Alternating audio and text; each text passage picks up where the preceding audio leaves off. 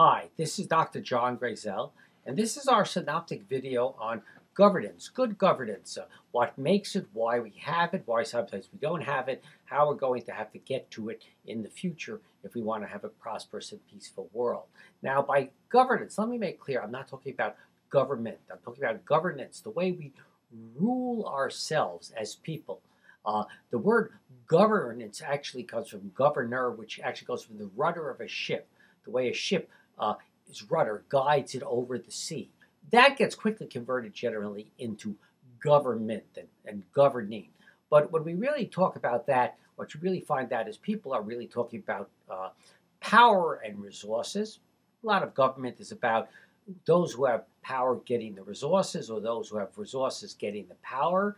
And it's in its better and more noble forms, it's about purpose and principles. So what is the purposes of our governing together, and on what principles do we base it, and vice versa? If these are our principles, how do we use them to achieve our purposes?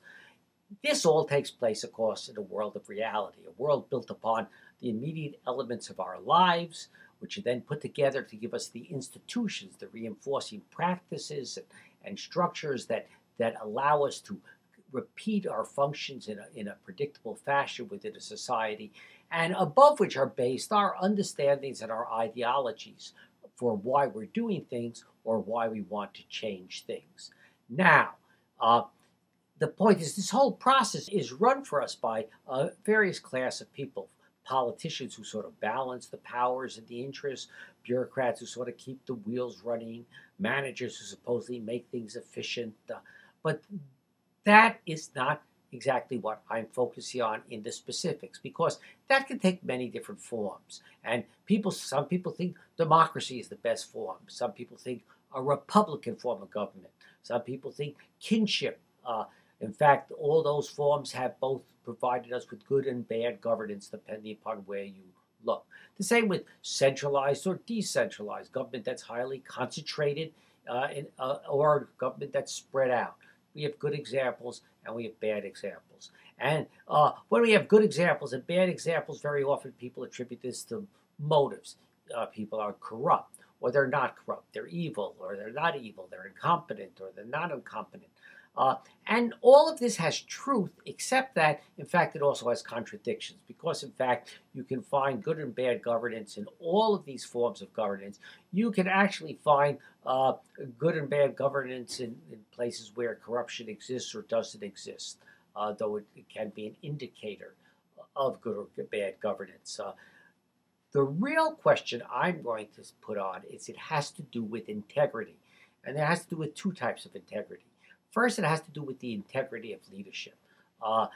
There's a tremendous difference between a Lee Kuan Yew of Singapore and a Robert Mugabe of Zimbabwe in the integrity of their leadership, how their principles, their ideas, their practices have been put together to run their countries. It's not only politicians, though.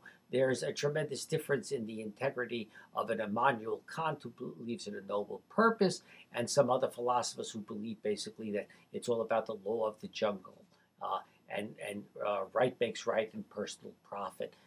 That seems to be very popular today. But then there's a second level of integrity that I think is even more important for development, and that's the institutional integrity. Just like a building has integrity when its foundations and its skeletal structures and its outer walls and its roofs all are put together in ways that reinforce each other, or whether they're not. And a great deal of the problems we faced in international development has been due to the lack of the integrity. And what happened really was that at the end of the age of colonialism and the age of nationalism, we took a whole group of nations that had actually traditional foundations and that have foundations in colonialism. And we suddenly made them into nations and gave them the equivalent of roofs that are modern roofs, ministries, presidents, seats in the United Nations. What we didn't create was the intermediary structures, which are like the pillars of a building that stand between the foundation and the roof and hold the roof up. And then we wondered why the roof collapsed. So the roof collapsed because there was no integrity in the structures that we built. Now, if we want to correct that situation, we are going to have to build new structures with integrity, in terms of unity, in terms of their understanding and ideologies, their institutional structures, and their very elements of capacity to engage. In fact, a lot of that is in place and has been done by a lot of international development.